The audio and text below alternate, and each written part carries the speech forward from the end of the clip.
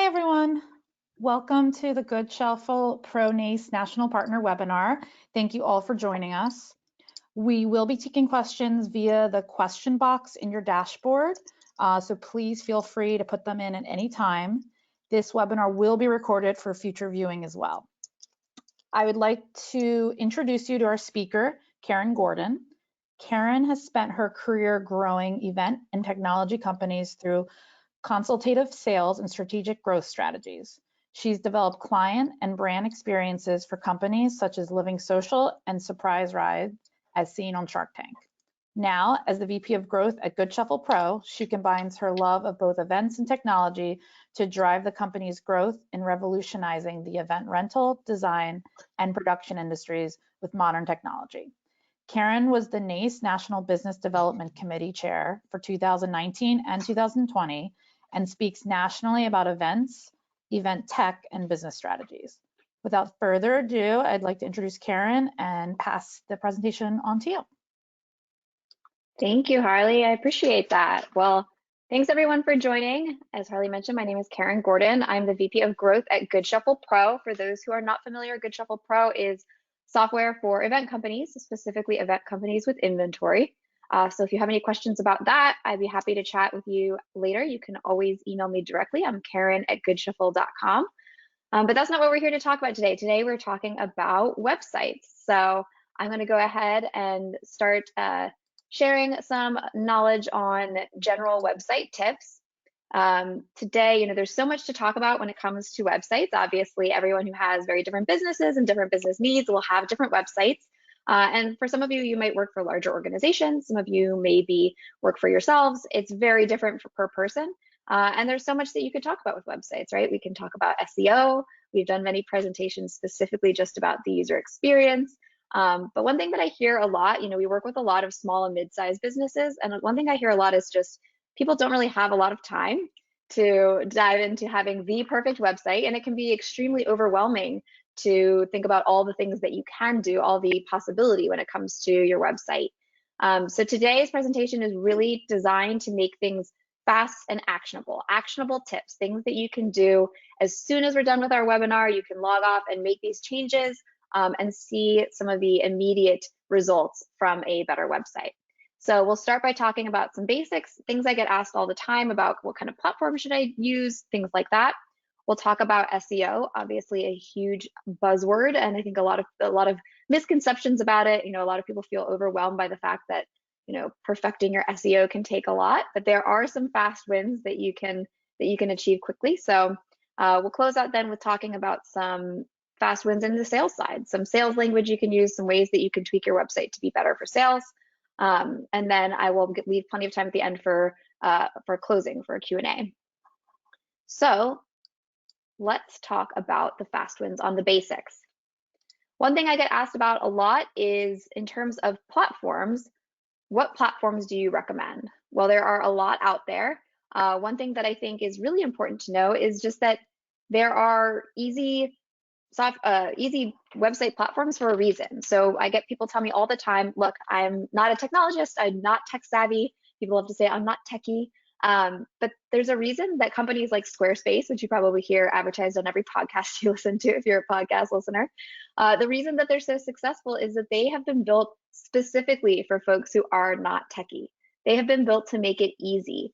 So one of the things I encourage people to do is if you have your own business, instead of completely outsourcing your website to some other company that's going to then charge you like crazy for every single change that you make, consider using one of these very easy to use platforms. They really are designed to be easy. They have tutorials. There's a million things you can Google on the internet.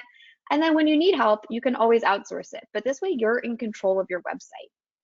Some of the most popular ones that we see are Squarespace, Weebly, and WordPress. And one thing to know about the difference here is WordPress is something I would say slightly less user-friendly than Weebly or Squarespace. If you guys have friends who are more techie, you'll hear them oftentimes say you should use WordPress. And here's why. WordPress is one of those things where you can kind of add different things. There's so many plugins you can use. And a lot of folks who are, fancy themselves to be pretty good with technology really like that. It's just like people who like tinkering with cars. I myself have not owned a car in many, many years. So I would be very overwhelmed and intimidated by that. People who like to tinker are going to like WordPress because it does allow lots of options. If you don't want to deal with that, if you don't want to have a plugin for security, have these different plugins that you have to manage, something like Squarespace or Weebly is going to be a lot more plug and play, a lot more user friendly. Now you'll notice here my kind of negatives. Wix is one that is very user friendly, like Squarespace. We have a integration called the website Wishlist that comes as part of something you might use with our software, Goodshuffle Pro. And when we built that integration, we realized something about Wix, which is you can only use integrations with Wix from their Wix marketplace. So it's an interesting business model, good for them, right? That they get, I think, probably a kickback for any of the plugins you use there, but it is limiting. What it means is that if you have an integration like ours, where all you have to typically do is copy and paste a little snippet of code on your page and you get this awesome integration, you don't have that option with a Wix page. So if you're debating to use Wix, my personal recommendation would be to go with something like a Squarespace or a Weebly, because again, very user friendly, but it has a lot more open options for you to later down the line add in an integration. It might not be something you're thinking of now, but just keep in mind you don't want to get something where you then get stuck in the future if you have something you end up deciding you want to add to your website. You'll also notice that I have custom here as something I'd be careful of. So what I mean by this is just coming back to this notion of you should be able to manage your own website. There are all these platforms built to make it easy. There shouldn't be a reason that you work with a developer who says, well, I custom build everything and I've built my own CMS and I have it so that I'm going to do everything. I just last week got off the call with someone who was one of our users, one of the Goodshuffle Pro software users was asking about their website. They were asking about our integration. And I said, well, look, let me talk to whoever manages your website. Let me talk to your developer. And they said, well, they use this thing. I've never heard of it before. I got introduced. The long and the short of it is, they custom built something that they manage all their websites on, and they've purposely made it so that the user, in this case, our client, Christy, she could only change so much on her end. So they've kind of purposely hidden behind closed doors where you'd put in any custom code, where you'd change anything, where you'd tweak anything. And then surprise, surprise, it was $199 an hour for them to change anything you wanted them to change. So I would encourage you to think about, is this something that really needs to be totally custom, or is this something that should be pretty plug and play, pretty easy for me to change? Which brings me to my point about developers. So developers, I love them. We have many on our staff, and I have many friends who are in web development, and I think it's a great thing for someone to consider to outsource. I personally am not an amazing web designer. I'm not a coder. I think that it's really great to work with folks who know everything about design, who know everything about user experience. If you're trying to make something that's function on your website and you just don't know how, you should work with a developer. That's what they're there for. They're wonderful for that. However, if they are forcing you into a situation where you can't manage the platform yourself, that's where I might say I find that a little bit fishy, because most developers who are friends of mine even will tell me that they got into this business because they love technology, they love design, they love working with a business and saying, look, this is going to be the best experience for your users. This is going to be the most beautiful page.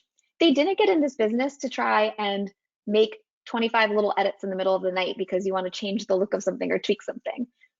That shouldn't be the way that they're making their money. So if you're getting into a contract where you feel like I'm going to have to reach out to this person for every basic change, I'd say probably walk away, find a different developer, find someone who's eager to put the keys to the car in your hands, who's eager to say to you, yeah, I'm going to help you get this built, or I'm going to help you design this, and then I'm going to show you how you can go in and make those basic changes. Because you have something that happens like this past year with COVID, where people were putting out all of these alerts of, hey, this is our new procedure, or things like that. You do not want to then have someone who's backlogged making all those changes for their clients. You want to be emboldened enough to say, I can go in and at least make a basic change like that on my website, no matter how techy you may or may not be. So some other basics to consider are some hard no's for me today. So hopefully these are things that many of you are aware of, but I want to make sure that everyone knows these are the things to avoid. So first off, if you have Comic Sans anywhere on your website, please just get rid of it. I think a lot of platforms are getting rid of the option, which makes me very happy.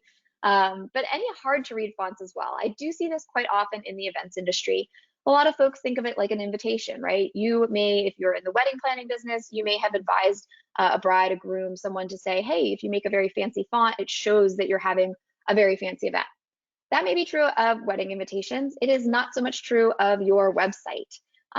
You can showcase that you are elegant without having a hard to read font. It is actually an extremely frustrating experience, and it will increase your bounce rate of folks who just get frustrated trying to read what your website actually says. Another thing is music. And again, I see this a lot more in our industry, in the events industry, because a lot of folks who are DJs want to show off their wonderful DJing. They want you to listen to their music or a band. That's great, but having it autoplay is also just a negative experience for a client. Think about those times where maybe you are scrolling on your phone and you have your spouse next to you in bed and they're asleep. That might not be a great time to have a blast of music, or perhaps you're in a meeting. Perhaps you are in a meeting at an important meeting at your work, and you want to kind of secretly under the table go ahead and start planning your sister's bridal shower. You don't want that wedding website to then bust you to all your colleagues that that's what you're doing. So just keep in mind that, depending on the situation, we all look at our phones, we're all surfing for things in different places, and we may not want to have that blast of music. You should have it be an option. With that right below it, you'll see one of the worst things you can do is have it so that it's only desktop friendly. So most people are on their phones when they are scrolling. And people tell me that they know this. They say they instinctively know it. And yet I will look at their website on a mobile device and it is really frustrating. They don't have a mobile friendly version. Now, this is another example of something coming back to this you manage versus a developer manages. First off, a lot of sites have templates that are mobile friendly. So when you use something like Squarespace or Weebly, most of those templates, they're smart enough to change, to auto adjust for a smaller device. So just make sure when you're choosing a platform and choosing templates that it says that somewhere. It should advertise to you, comes with mobile friendly templates. If you're having any trouble with that with your current website, that's the kind of thing that, sure, you can loop in a developer, but again, I would kind of try and make sure that you understand how you can maintain that moving forward. It shouldn't be something that you need to pay an arm and a leg for somebody else to do, because again, particularly if you're using one of these platforms, it's pretty much baked into the system.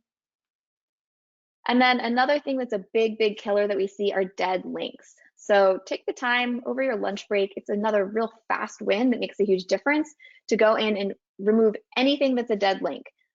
It's obviously very frustrating to go ahead and click on something and have it not go anywhere, but it is also really bad for your SEO. So with that, moving right along here to SEO.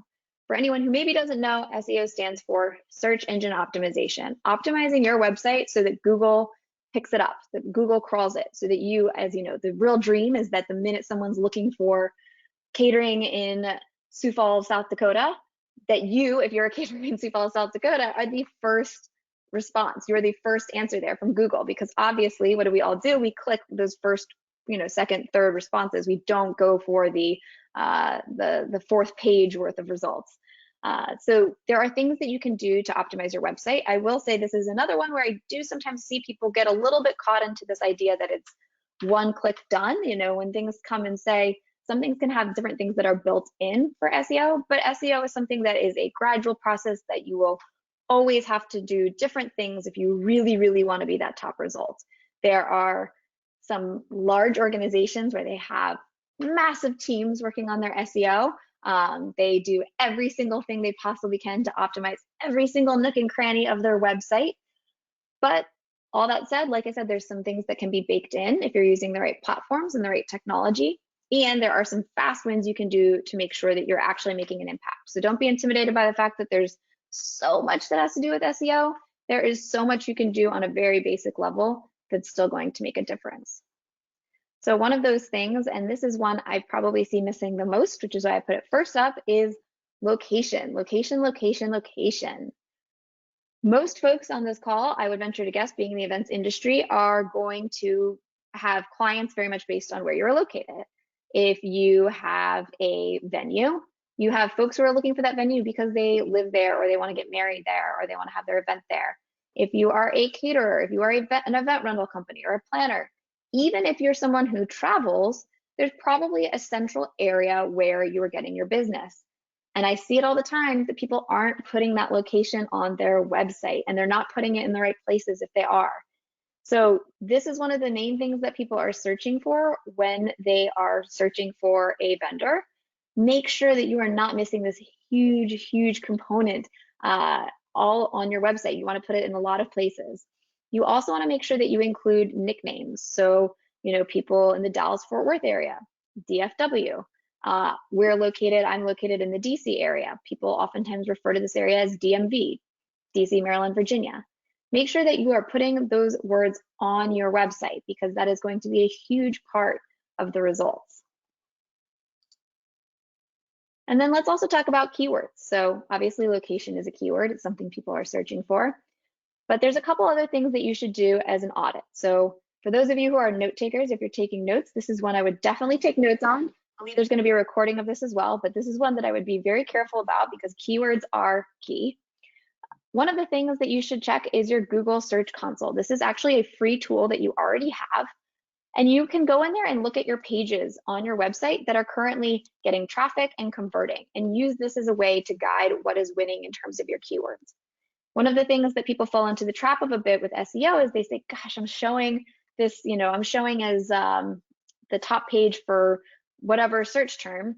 But if people are going to that page and then they're bouncing off, you're running into a problem here, because is that search term really what they want to get? Are they really getting what they want? If they're looking for a planner and you're more of a caterer, you don't want to be winning that page, because it's not going to make them very happy when they land there. They're not going to convert. And at the end of the day, you can have whatever vanity metrics, as we call them, you want, meaning you can say this page is the #1 in search results. People love it. Look at all this traffic. But if they're not converting, if they're not submitting a form, if they're not working with you in the end, there's no dollar amount awarded to the most traffic page. It is all about getting them to take that final step. You should also look at your Google Keyword Planner. So again, another free tool. This is going to help you see what are the keywords people are actually searching for. Oftentimes, people start kind of on this guessing game. And several years ago, that was pretty common. A lot of us are kind of guessing what are the terms people are going to search for. And you still may have some of that. You can pretty well guess what are the popular terms that people are landing on my page for. But you use a tool like Google Keyword Planner, and you might be really surprised that there's some that you're just not thinking of, that you're missing. We sometimes are surprised that for our software, people use the word management a lot. We would think inventory software, sales software, event rentals, event decor. Management being in there was one that just we kept seeing over and over, and just they're trying to manage their business. It makes sense, but we were missing it at first. And so definitely encourage you to not just play the guessing game, go for the actual data that Google is giving you for free. You also want to remove any confusing language. Now, I've mentioned this on several different occasions, but I do see, again, this is another event industry thing we fall into, where people have fun titles, like the CEO of fun, or whatever else it may be. That's great. Always encourage creativity. However, keep in mind, depending on what you're using these sort of fun titles for, it can actually knock you on the keyword front. So for example, I used to know someone who is an event planner. He did planning and production, and he called himself a conductor. To him, he was conducting these events. Well, if I'm searching for a conductor, I'm searching for something having to do with trains or maybe orchestra, but I am not looking for somebody who's going to produce a festival for me. So you just need to be careful that whatever may be kind of your creative fun stuff that you're putting on your website, stop and make sure you're asking yourself, is this really contributing to what I'm trying to get, which is more traffic to my website and more conversions? And then with that, you've got to balance it with sales language. And so this is just forever going to be one of our challenges, right? Is that we want to get all these keywords on our site. We want to use our keyword planner and say, great, everyone says management, everyone says this, everyone's telling me that they want to have these 3 keywords.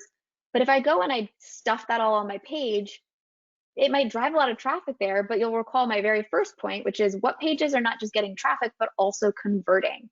And so if you get to a page and it's not really selling you, then you're losing the whole point. And so it is kind of a mix of an art and a science to make sure that you are mixing together enough keywords to get the results, to be optimized in the search results, but also making sure that you are using the language that you personally probably know sells your clients on actually going through and converting, giving you their business.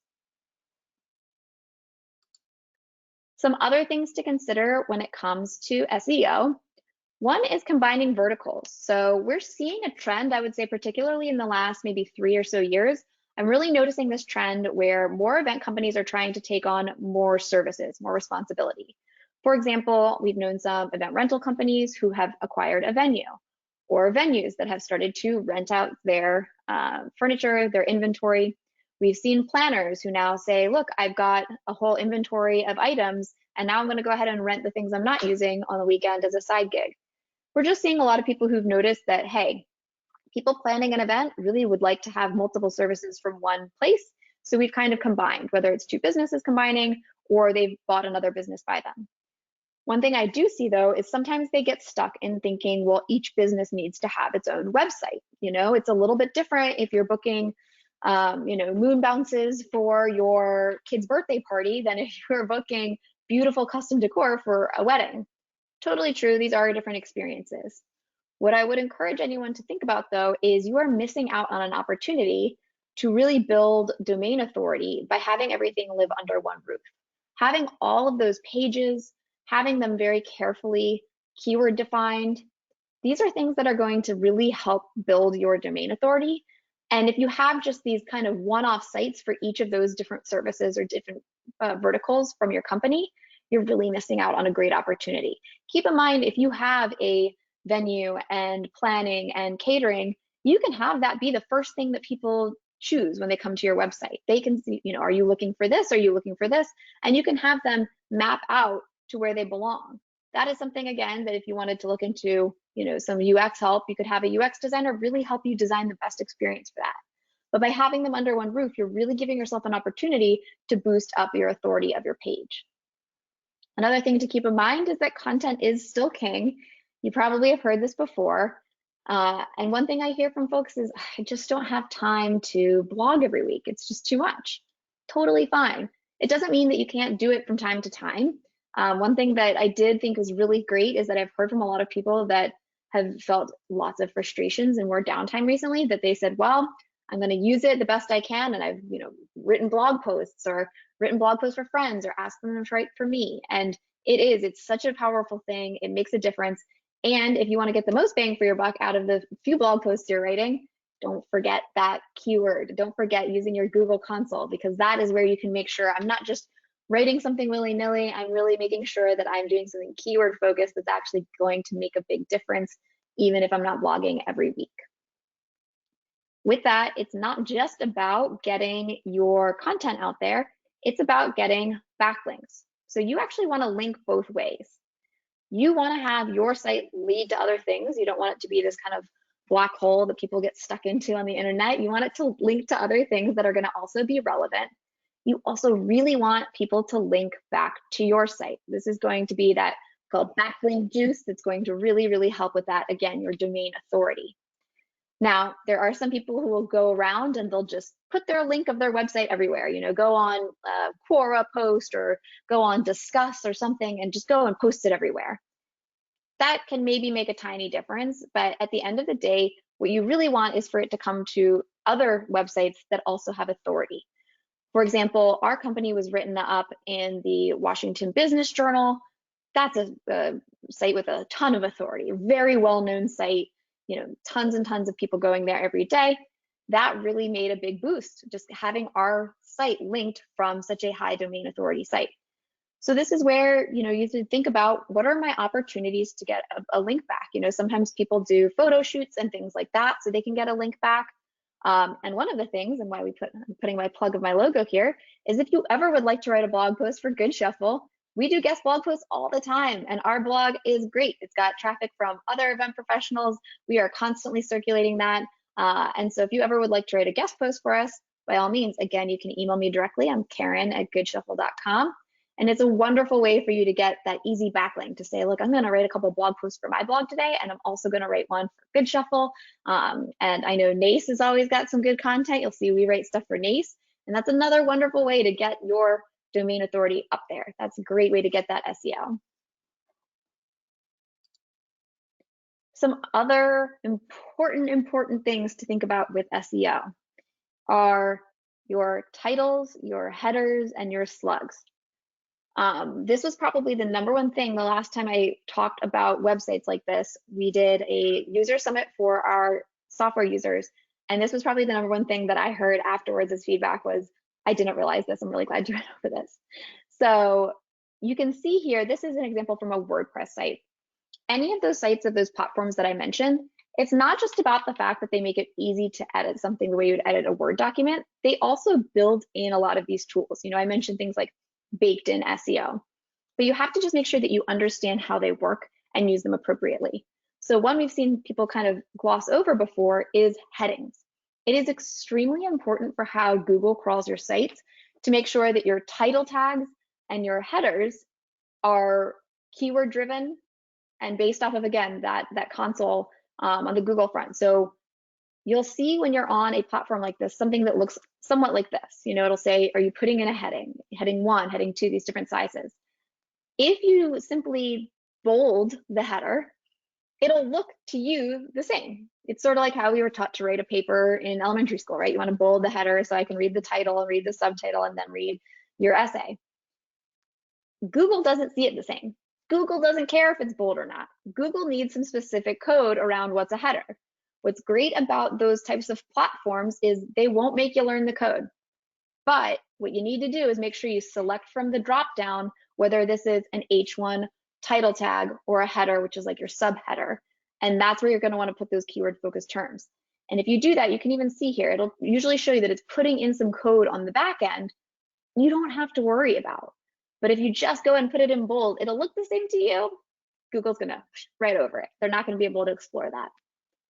You also want to make sure that you're thinking about those keywords we mentioned in your slug, meaning your unique URL here. So for example, if you go to pro.goodshuffle.com/features/inventory management, that is where you're going to find our feature of inventory management.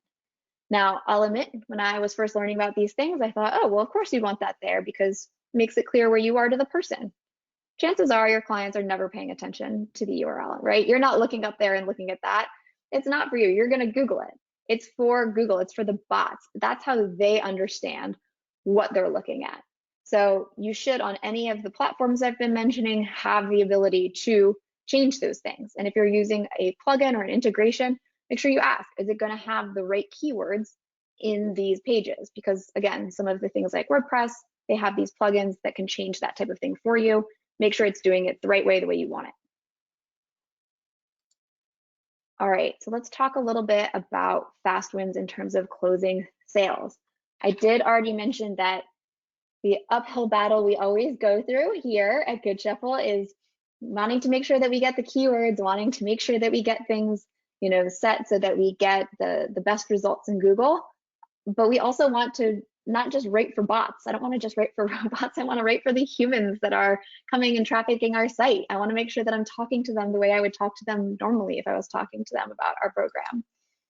So one of the most important parts of that is ensuring that you have your unique value proposition. And this dog has nothing to do with anything except for it's just really cute. But when I talk about unique value proposition, I actually did do a webinar about finding and knowing your unique value proposition for NACE. So any NACE members can go on the site and log in, and I believe you can find my recording there if you're not familiar with what this term means. But let's break it apart real quick. It's something that is unique, that is your value proposition. So this cannot mean we provide the best events. It's not unique. Everyone thinks they provide the best events. Even for us, we really want to tell people that our software is going to make them money and save them time. But chances are most technology is going to save you time. That's why it exists. So it's not very unique. So you have to stop and say, okay, yeah, I provide the best events. I have the best food as a caterer. What is really unique? Why do people really book with me instead of my competitor across town? Is it that I'm just so wonderful and people love me? That's fine, but you need to make sure that's on your website. I had that happen where I was talking at a conference once and somebody said, people just, once they meet me, they love me and they book with me. That's wonderful. But I said, do you have that in your social media? Do you have videos that show you giving a tour of your venue online? She said, no, when they come in though. Well, you've lost so many people there because you're not showcasing that unique value proposition. So make sure that it's unique. Don't be shy to pigeonhole yourself either. If you really work the best with couples planning a wedding that is really, intimate and family friendly and things like that, it's okay to put that on your website. You can also put things about how, you'll work with anyone and let's chat, but you're going to do a much better job winning the people who want that experience than you are trying to be everything to everyone, because you're not going to win every keyword and you're also not going to win every sale. You also want to make sure that it is value focused. So what are you solving for them? Best event doesn't really say anything about what I'm getting. You might say providing the best experience for the entire planning process for you and your family. You might say making sure that you don't have to think about a thing for your catering. That is making me very clear on what it must be like to work with you as a caterer. I don't want to have to worry about a thing. You're telling me that you're not going to make me worry about the planning or the cleaning or anything. So make sure that you know the value proposition. What are you proposing to them that changes their life? You also want to have a good experience. So UX, you hear people talk about UX, UI. UX means the experience in navigating your website. UI just means the user interface, what it looks like. When you think about UX, oh my goodness, that's a whole other thing. In fact, we have some free webinars on our website if you want to check them out, where we talk specifically about UX and SEO and break some of these things down in more detail. But our goal here today is fast action. So simply put, just making it a very easy experience for people to navigate your website. It's not confusing. I'm not frustrated. When you talk about old websites, for example, you go to someone's website, you can tell it's old. It's not even just that the fonts are kind of ugly. It's typically that you're unclear where to click. You don't immediately intuitively know. That's because it's all about a good user experience. So here are some things that are going to make your experience on your website better.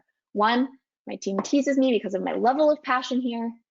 Clear pricing. If you do not put pricing on your website, feel free to shoot me an email. We'll have a coffee sometime and we'll go ahead and discuss this together. This is such a passion of mine. I have done so many different talks about transparency. It is something that just, especially with younger generations who, when surveyed, say they would rather pay more to work with a company that they trust. You're not getting any trust out of somebody who cannot see your pricing. Plus, stop and think about how you feel. Have you ever gone to a website and not seen the pricing and just immediately felt so frustrated? I talked about this with a client of ours not too long ago. She asked about, how do I hide the pricing with your website integration for my tents? I just feel like people get sticker shock. I said, I'm happy to explain to you how you can, but this is a really terrible experience. The first thing they're trying to do is get a sense of if they can even roughly afford this. You also don't want to get a bunch of people inquiring about something they cannot afford. And it's just, you're going to see your bounce rates, which you can track in that Google console, just skyrocket. And she stopped for a minute and she thought, and she went, it's funny you say this. I was looking for a dog groomer online last night and I came to a website that looked great, but they didn't have pricing. So I left and I booked with a different dog groomer. I said, well, there you go. You've made my point for me. You don't want to have that frustrating experience. Let them know pricing. You can obviously put as well, these are beginning prices. Please inquire for a quote.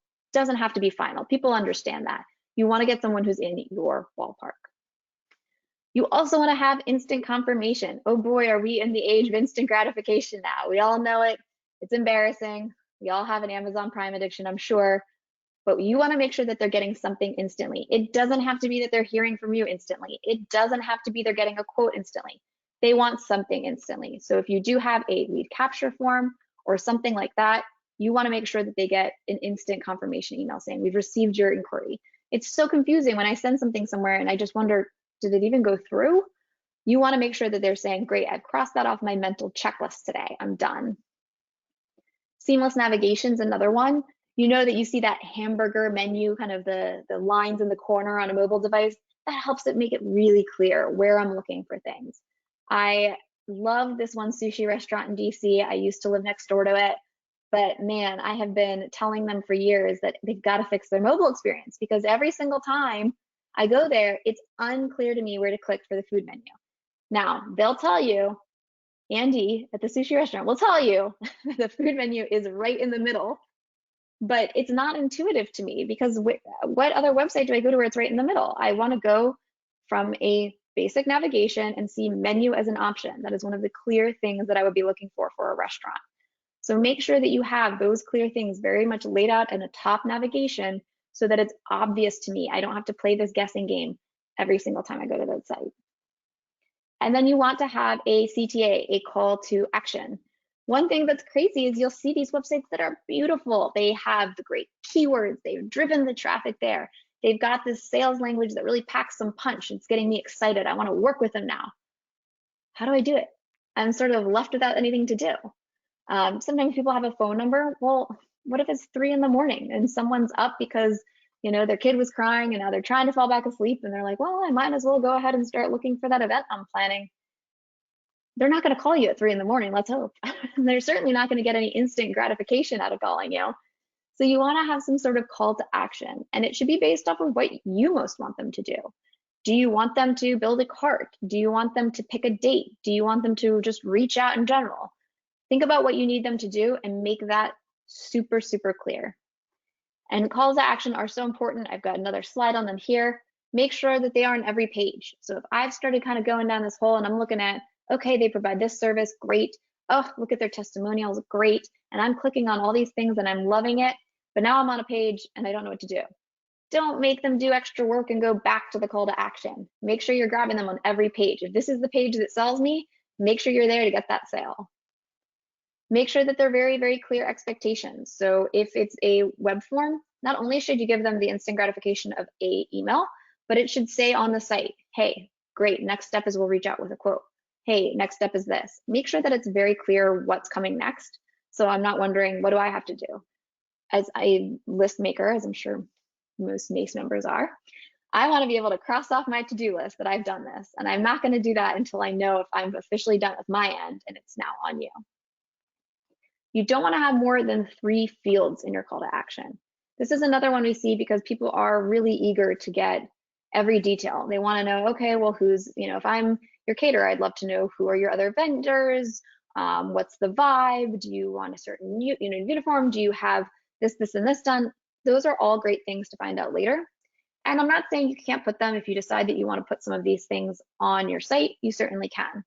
You should only require, meaning don't make it impossible for them to move forward without just putting 3 things. Because once it's more than 3 things, it starts to feel like they're taking the SATs again, and nobody likes that. And a lot of people, again, with the impatience, we want to just go and cross it off my list. So make it possible for them just to put the things you really most need, something like their phone number, their email address, their name, and then that's it. And then make sure that you've provided what they need, whatever they need for their call to action. You want to make sure that they have any other opportunities to call you, anything else that they need, that should be there as well. I will put in my one plug for Goodshuffle, which is that we do have a website wish list. So if you're somebody who's considered using our software, if it's something that might be a fit for you, happy to chat about that. And we built it with all of these things in mind. Instant gratification, being able to look at inventory or packages, being able to just put in those 3 required fields, getting an instant confirmation, and having it build a full proposal on the back end so that you can save time. We even had someone from our user base say he was kind of dragging his feet on doing it, and he finally did it. He said, I don't know why I didn't do this earlier. It was so easy, thanks. And then 2 hours later, I got an email from him and said, this has been live for 2 hours, and I've already gotten an inquiry. Now I say this not just to plug Goodshuffle, but also to plug calls to action. Even if you're not using something like our website wishlist integration, the fact that he saw results in 2 hours of putting something interactive on his website really speaks to the power of that interaction, really speaks to the fact that folks want to get in there, they want to start engaging. If I'm on this website in the first place, it's because I want something. If I'm on my sushi restaurant website, it's because I'm hungry. I want to see pictures of the sushi. I want you to get me super excited about this meal I'm about to have. So you want to make sure that you have something on there that's engaging, that's getting people while they're ready to go shopping in some manner, whether it's putting in a couple preferences, putting in that intake form, whatever it may be for you. You also want to have social proof. So social proof is the concept that, man, people love to do what everyone else is doing. We kind of can be a little bit of followers in that way. We hear someone else is doing it, we assume, oh, that's what we must do. And so there's a lot of power in this from a marketing perspective.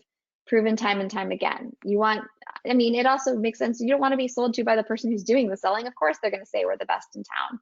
But I'm sure that everyone on here today has great reviews somewhere, whether they are Google reviews, Yelp reviews. In the software industry, it's Capterras, like the Yelp. You have those things that you want to show off, put them on your website, make them really clear. Again, this is the kind of thing I see hidden in the back of people's websites.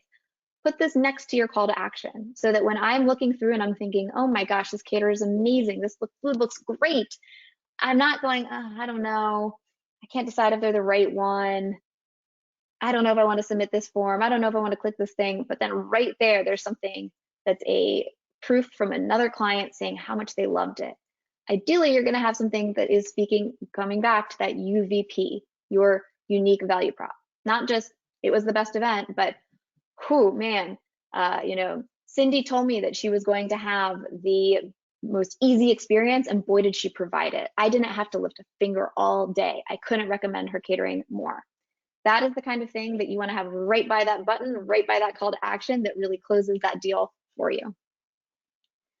You also can have certifications, you can have awards. Again, I wouldn't think about those as your unique value proposition. It doesn't provide any value necessarily inherently to your client. Cool that you won an award, doesn't provide me an inherent value, but it is something that is, again, going to be kind of that closer, the way to seal the deal. And I think with my pace here today, we've allowed a lot of time for questions. I wanted to make sure that people come into these with a lot of specific questions, whether it's about your website, whether it's about something you're currently doing or something I didn't cover today. Please feel free to drop the questions in and I'd be happy to answer them now. I also want to again mention my email address. You can email me directly at any time, Karen@goodshuffle.com. You can see how Goodshuffle is spelled right here on the screen. And I'll just wait for any questions.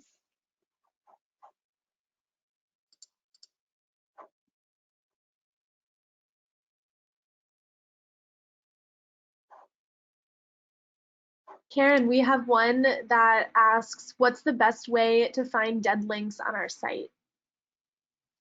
Best way to find dead links on your site will be through that Google console. Actually, Carmen, we've got Carmen on the call here who's on my marketing team. Carmen, do you want to talk about some of the other tools that we use and which ones are free and which ones are not? Sure. So hi, everyone. My name is Carmen. I'm the marketing associate over at Goodshuffle Pro. So for SEO, we use two specific tools. As Karen mentioned, we have Google Search Console, which is free for anyone to use. And so we'll run audits on our sitemaps and our keywords on there, making sure that everything looks good and in order. Something that I love, although you do have to pay for it, is a tool called Moz, M-O-Z, and we have the Pro version. And with that, we're able to explore all of our different links, different keyword research. We're able to look at our domain authority, how our site is performing, as well as other various SEO related activities. This is a really, really fantastic tool that tells us whenever there's any sort of error on our website. Maybe a URL is too long, we have duplicate content somewhere, or a link is broken. And that is, in my opinion, the easiest way that you can figure that out. And Moz, there is a free version and there's free trials. So I would definitely recommend with stuff like that, go ahead and use the free trial. You might as well use the free version. For a lot of them, you'll gain a lot of information about what keywords are working best for you just from the free trial. And then you can always cancel it and come back when you might be in a better position to afford the full package. But definitely don't be shy to go ahead and kick the tires on things like that, because they'll give you a lot of information, even just in whatever the span of their trial is. Karen, we have another one. Do you have any tips on building the Shopify website? Sure. So anyone who's in the rental, catering, venue business, I would say it depends on whether or not you really want a Shopify website. So for example, our website Wishlist integration was built specifically because Shopify is not a great solution for folks who do decor, design, rentals. Because if you think about it, you don't know if your stuff's going to be available on that day. If somebody goes on Shopify, it treats it like Amazon.com. So you could have some group of teenagers planning their high school prom, go build this entire thing, check out with their credit card from their teacher, and think that you're going to deliver all this stuff on Saturday when it's Thursday, because they just don't understand how these things work. And that point, you then have to do a refund, and there's fees. So Shopify is a great solution if you have sold goods and you know you're going to have enough, and you know the date's going to work, and you want them to just pay and you're done with it and there's no question about it. If you have one of these other industries where it's not something that you can guarantee, you need to get your eyes on it before you can stamp that off. You're going to want to look at something like our website Wishlist integration, or some other integration where there's a little bit of a checkpoint. What it allows is people can go in and shop, they can submit that wish list, but you then as a business owner can say, that's not enough time notice, we don't have that couch available, can I swap it for this other one?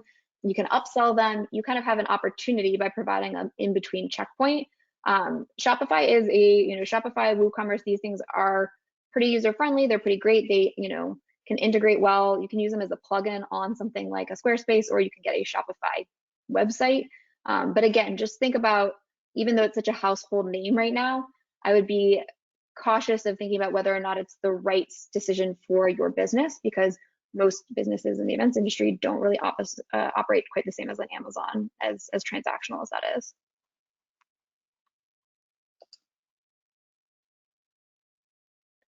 Any other questions? I saw that we got a comment about price transparency. Thank you, Maria. Thank you for being part of my transparency tribe. I am so about this. It really is amazing. There's actually some studies coming out about people doing cost transparency experiments where they'll show a watch and they'll show not only the cost of the watch, but the cost of each part to make it. So they show the markup on it. I personally admit that kind of freaks me out a little bit. It feels like showing a little bit too much of the business, but they've seen that those companies sell better because people appreciate the transparency and they're fine with paying the markup. They just appreciate that relationship. So it's really, really interesting to see how much that matters to a consumer. Again, it's kind of two-pronged. One is just it's a frustrating experience to not see what you're there to see, which is the cost of something. It's also a matter of building that trust right up front and building that relationship, making sure that people know that you're honest and you stand by your prices. We even have seen some folks who don't show pricing having a higher rate of credit card disputes, a higher rate of more difficult clients that they work with. And my personal belief in that, I can't say that I have had a true scientific experiment of it or enough of a sample size, but my personal thought on that is just, if you're somebody who's kind of a bad actor, somebody who's kind of in that business of trying to get things and then get their money back, you're going to see an opportunity. If you look at a website that doesn't seem to have any pricing, it sort of says contact us, and there's this opportunity for wheeling and dealing. It just sort of raises a nice flag to folks who are being a little bit sketchy about it. Whereas if you have people who are seeing pricing up front, seeing your legitimate business, seeing that you stand by your prices, seeing you stand by your terms, and you're very clear, it really legitimizes your business as a whole. Karen, we have a few more questions. Really fast, can you share the price for Moz? Alicia, I just looked that up. There's a few different pricing options that they have. If you Google Moz pricing, it'll all come up. But as Karen mentioned, there is a free version, and then they go up monthly by $99, $149, and so on and so forth. But again, as you compare it to the value that it brings for you, you might find that it's worth it. Karen, we also have a question. I get a lot of traffic to my website because I blog, but because of that, I have a terrible time on site. Is this affecting my Google ranking in a bad way? Maria, would you be able to elaborate? When you say terrible time on site, are you referring to the user experience, or are you referring to the amount of time that people are spending on your website? And one thing I will say is I've noticed a lot of people who have a blog, sometimes there are certain templates that really push the blog to be at the forefront of your site, meaning that like it's an experience that you're falling into right away. So I would say you should make sure that your site is, again, you want to have the call to action that you want them to have the most, to be the most relevant thing. You want that to be in the header of your page. You want that to be on every single page, so that the blog shouldn't be front and center. It should just be a sub part of your page. And then even when I'm on a blog, you should be calling your call to action. In every one of our blogs, at the end, it says, do you want to sign up for a demo of our software? So you should make sure that if somebody's navigated away from the main part of the site, if they're falling into that blog, that they're very easily able to navigate back. And you should also look at your blog, again, not just to be read by humans, but to be crawled by bots. So you want to make sure that you're using it as a keyword juice. You also want to use internal links to make sure that it's linking back to your own site, so that even a human as well can have that opportunity to get back to where you really want them to be, which is probably not just solely on your blog. Great.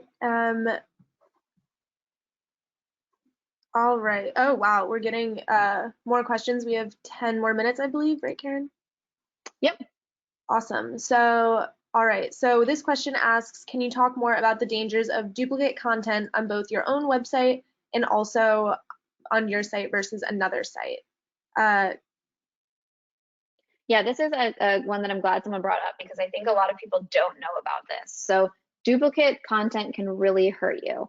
We get people all the time who ask to write for our blog, and we say, yeah, that'd be great. And they say, great, I wrote this awesome blog post, I'll send it to you now. And we have to explain to them, we can't publish it if it's already on your blog. That is terrible for both of us. You don't want that.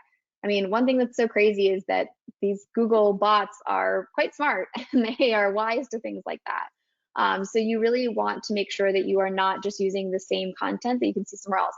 Think of it a little bit like how if you write a paper in school and it's very clearly plagiarized. I know nowadays they can scan that and they can see how much of it's plagiarized. Actually, Carmen told me that now students can also see that, so you can make sure that you avoid getting dinged for plagiarism. Think of it like that. Is this something where I could scan it and pull it from somewhere else?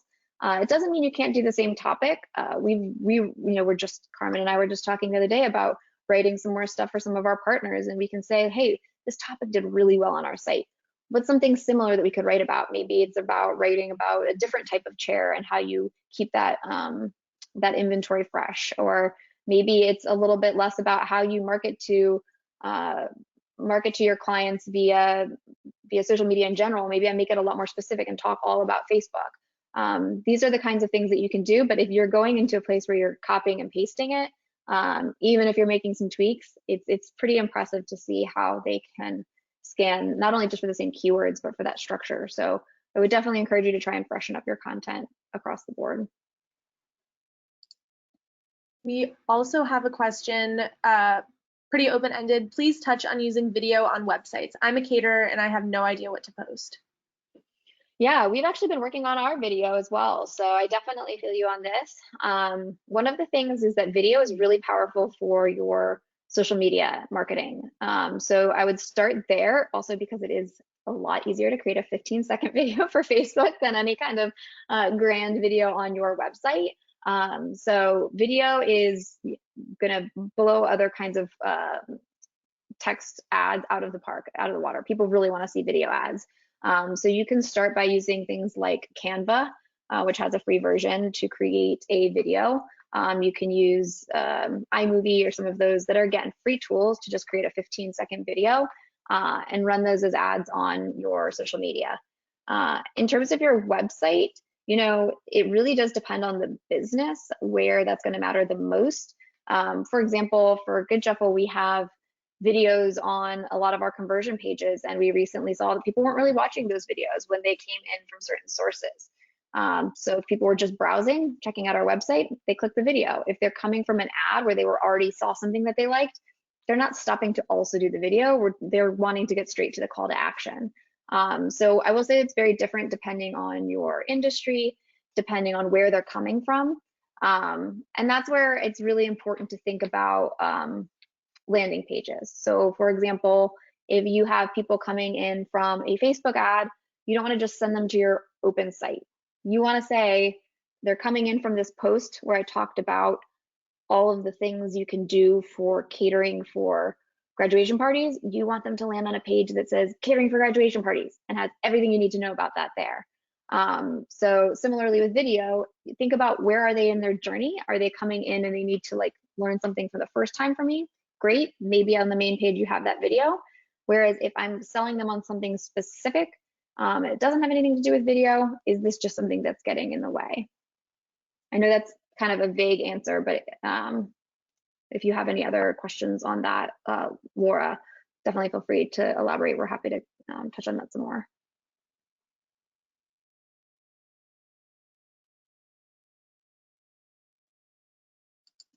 Do you have any other questions? I know it looks like we're kind of closing out here. Again, if you have any other questions for us, please don't hesitate to reach out. Some easy tools to get you started are that Google Console, Moz, and checking out their free version. Again, if you ever want to write us a blog post, we're very happy to get that backlink your way. But hopefully you found a lot of these tips and tricks to be very actionable, things you can do truly this week. I think everything on the list that we went over today are things that you can do before the end of this week, which is pretty powerful given that I'm sure everyone's very busy, but I promise you can sneak these in no time at all. Karen, thank you so much for your time, and also Carmen for adding your own insight. I definitely think our members will have some great takeaways for their own website from this webinar. And for those interested, this webinar will be available later on NACE's website. So thank you very much, and hope everyone enjoys the rest of their day. Thanks, you too. Thanks for having me. Thank you.